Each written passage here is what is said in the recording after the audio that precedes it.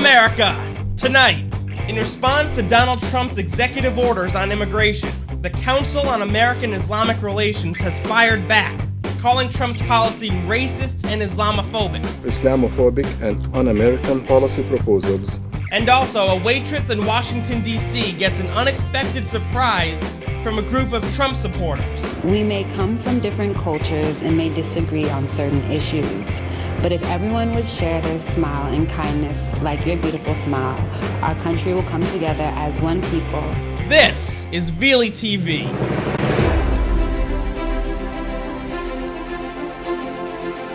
You and I have a rendezvous with destiny.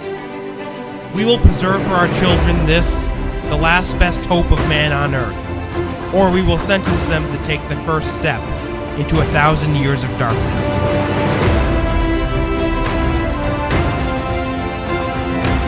If we fail, at least let our children and our children's children say of us, we justified our brief moment here. We did all that could be done. Hello, my friends. Welcome to Veley TV. This week, Donald Trump has been issuing several different executive orders. He issued an executive order withdrawing the United States from the Trans-Pacific Partnership. He's issued an executive order dealing with sanctuary cities. He's issued other executive orders with regards to immigration. I gave my take on all of these on last night's episode of the Jason Veley program on radio, and you can watch that in my archives if you'd like to. But I embrace all these, by the way. I don't embrace the fact that he's actually, doing it by executive order. That makes me a little wary. But I do support them as a matter of policy. I do support the Keystone Pipeline. I do support defunding sanctuary cities. And I do support what he wants to do with regards to immigration and refugees who want to come into this country from parts of the world that are known for terrorism. I believe our national security comes first. And look, this should not be a political issue. America's national security should not be a political issue. Partisan politics should not come into it. That's really how it should be, ladies and gentlemen. America's national security is priority number one. There's no room for political correctness or tiptoeing around or making sure we're not offending people. That is no place when dealing with national security. Daily Caller, the executive director of the Council on American Islamic Relations, also known as CAIR, said on Wednesday that refusing to accept Muslim refugees is the moral equivalent of slavery. I don't get it. CAIR held a press conference in anticipation of executive orders from Donald Trump to limit refugee entry from several Muslim-majority countries, block federal funds from sanctuary cities, and start construction of a wall on America's southern border. So it's the moral equivalent of slavery. He goes on to say that what Donald Trump wants to do is Islamophobic and racist. And we're going to play a little bit of this press conference, the official statement from the Council on American Islamic Relations. Here's what they had to say, folks. Watch this. My name is Nihad Awad, Nihad Awad, the National Executive Director of CAIR, the Council on American Islamic Relations. We have not heard the exact wording of the executive orders, but make no mistake, whatever language is used in President Trump's executive orders on refugees, immigration, and visa programs, Muslims, we believe, are the sole targets of these orders. These orders are a disturbing confirmation of Islamophobic and un-American policy proposals made during the presidential election campaign. You really have to be unintelligent if this is your only argument. If you think that what Donald Trump is doing is Islamophobic and nothing else. In other words, if you believe that there's no other motives here, nothing else going on other than Donald Trump is a racist and Islamophobe and that's why he's doing it, you're really pretty stupid. You're really pretty stupid. Someone with an IQ of 7 could look at this and understand that Trump is doing this in our own interests, in the interest of national security. And furthermore, he's not banning completely Muslims from entering the United States. What these executive orders do, or what this particular executive order does, is it bans people from coming into this country from areas of the world, particularly in the Middle East, that are known for terrorism. That's it. Now, of course, there's the connection between Islam and terrorism, and I've talked about that before. I don't think that's something that we should ignore or hide from. I think that's something that we need to speak up about, because that's the reality of it. It's not Christians that are coming into this country and cutting off people's heads. It's not Jews that are coming into this country and cutting off people's heads. I'm just saying. The I in ISIS, the first I, doesn't exactly stand for ice cream. Keep watching. Never before in our country's history have we purposely, as a matter of policy, imposed a ban on immigrants or refugees on the basis of religion, or imposed a religious litmus test on those coming to this nation. All right, stop. We may not have imposed a... First of all, the entire premise is false. We're not banning a religion. I know this is the line that they like to repeat, that the Democrats like to repeat. Donald Trump is banning all Muslims. He's not banning Muslims. He said that at first, but that's not what he's doing now. Second of all, there have been times in our nation's history, ladies and gentlemen, where we have done things like this, where we have restricted immigration in the interest of our national security. So this isn't a completely foreign idea. What Donald Trump is doing isn't completely, out there. It's not from left field. It's been done before. Again, it might not. The examples from our history might not look exactly like what Trump is doing right now, but they're very, very similar. Wonder if this guy from CAIR has ever heard of the Alien and Sedition Acts.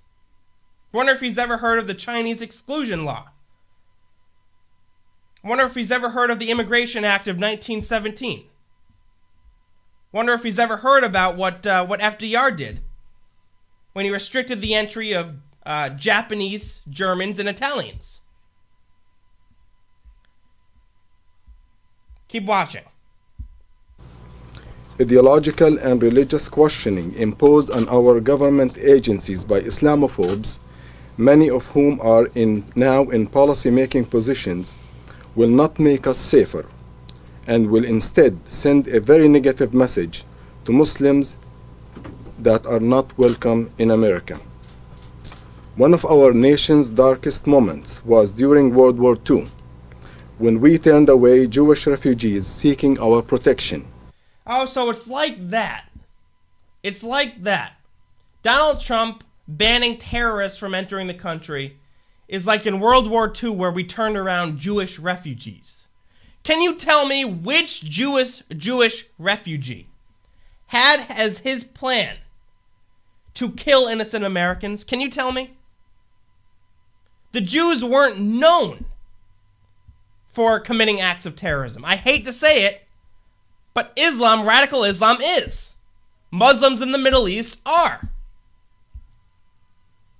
That might make people uncomfortable. Talking about this sort of thing might, Jason, don't say that. I'm going to say it. See, that's what separates me from other hosts, ladies and gentlemen. I say what needs to be said. I don't dance around and tiptoe around. I say what needs to be said. Because it's the truth. Keep watching.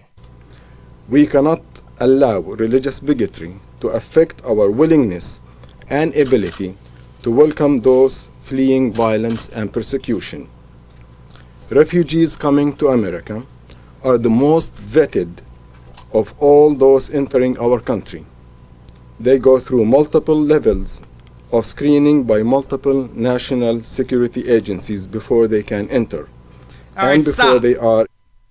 I want you to know that is a lie. That is a lie. What is the name of the agency, the organization in Syria, for example, that is responsible for vetting these refugees before they enter the United States? What is the process? We keep hearing this from the left, the Democrats. Well, they'll be vetted, they'll be vetted. How will they be vetted? What is the process? They never explain it to us. Have you noticed? You know why? There is no vetting process. Just take them in, more, take them in. And, let me say something else before I keep going here. This isn't just some kind of conspiracy where, the radical Islamic terrorists will come in as refugees and then commit acts of terrorism. That's not just kind of, some theory that we came up with. We know that they're doing this. They're taking advantage of the refugee programs in Europe and using them to go into different countries and commit acts of terrorism. We know, as a matter of fact, that this is their plan. And yet, we still have imbeciles in this country who insist on taking more of them in. It doesn't make us less compassionate. It doesn't make us bad people. It makes us Americans who are concerned about our safety. Keep watching. These orders will have an adverse impact on the American Muslim community and their families trying to connect with visiting relatives from overseas or parents seeking medical treatment. The orders will tarnish our image in the Muslim world, making us seem uncaring and hard-hearted. See, there you go. We're uncaring. We don't have hearts. There you go. I have a really, really good friend. I've been friends with him for quite some time now. He's actually the guy who got me involved in politics. His name's Connor. And I met Connor, well, actually, I met him in grade school, I believe. Kindergarten might have even been. But in high school, we started a local access TV show together, talking about politics and conservatism. I've talked about this before. But Connor once told me, and I'll never forget this day, that one day political correctness is going to kill us. One day political correctness is going to become so bad that we're going to be more interested in political correctness than we are in maintaining or creating a safe country for ourselves. And that's exactly what's happening. We care more about the PC crap, the feel-good crap, than we do about keeping our people safe. And that's a really, really sad thing and dangerous thing. So these people from CAIR, they can complain, they can whine. The left, they can complain, they can whine. I support what Donald Trump is doing, and I support it strongly. Well, ladies and gentlemen, we talk about a lot of serious things on Veley TV and also my radio program. Sometimes it's fun to just, have a little fun and share a lighthearted story with you. Now that, you can actually see me as opposed to just hearing me, I can play videos for you, not just play audio. And that's one of the great things I think about Veley TV. This story comes out of Washington, D.C. A waitress received a 625% tip from a group of Trump supporters. The story was on the news. I want you to watch this. Tonight, a waitress at Busboys and Poets at 14th and B Streets Northwest received a nice surprise, a tip way above the standard 20%. Nikki Burdine reports it came from someone the waitress did not expect. Monday was a pretty average day for Rosalind as she was waiting tables here at Busboys and Poets, but by the end of it, she not only walked away with a nice tip, but a whole new perspective. I could tell they were from the South or something because their attire, their hats and things. And I was like, oh, you're not from the city. Rosalind Harris remembers the table well. It's an interesting situation because it is a liberal, democratic kind of feel to the entire Busboys establishment. The three men, all from West Texas, in D.C. for President Trump's inauguration. He literally just, told me that they had never that kind of atmosphere before. One sauce on the side. An atmosphere Rosalind is used to, hustling, working long hours and typically 7 days a week here at the restaurant or as a freelance dancer and creative director. Just getting through the day. But this day would be different, all thanks to the Republican cowboys from Texas. As Rosalind cleared the table, she saw what one of the men wrote on the check. We may come from different cultures and may disagree on certain issues, but if everyone would share their smile and kindness like your beautiful smile, our country will come together as one people, not race, not gender, just American. God bless. And then at the bottom of the $70 receipt was this, a $450 tip. Money she can definitely put to good use, but it was the note that will stay with her long after the money is gone. We may have different opinions and disagree on certain issues, but the fact that he still looked at me as an equal or a person of value, it said something. It read something that, okay, not all hope is lost.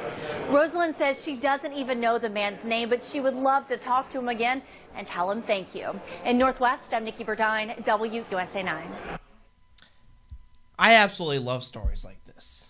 I really do. They're so lighthearted and they make you feel good. They make me proud to be an American. You know, we're often so bogged down by the mainstream media, by negativity, by left versus right politics. Oftentimes we don't even pay attention to these stories that are happening, these real life occurrences that remind us that, America really isn't such a bad place, ladies and gentlemen. Americans really are a lot more than the racist people that we're often branded or labeled as. Americans are good people, folks. Americans are really, really good people. We are compassionate. We don't need people telling us how to be compassionate. We are compassionate. This is the real America. This is the real America. A $450 tip to this waitress. And that note that they wrote. It's just really inspiring and uplifting. We may come from different cultures and may disagree on certain issues. But if everyone would share their smile and kindness like your beautiful smile, our country will come together as one people. Not race, not gender, just American. God bless. Just American. That's why I have said, and I'll continue to say, that the best kind of leaders in this country, best kind of presidents, are presidents who don't look at us as black versus white, who don't look at us as, male versus female, who don't split us up into categories. That's something that the left does a lot, and it's troubling to me. I wish they would just see us as Americans and that's it. Because at the end of the day, that's what we all are. Setting aside all the differences and all the infighting and so forth, at the end of the day, we are all Americans. That's a beautiful thing. Ladies and gentlemen, I want to thank you so much for watching Veley TV every single weeknight at 8 o'clock p.m. Eastern Time. I'll be back tomorrow. Don't forget to check out my radio show and youthrevolt.org. God bless.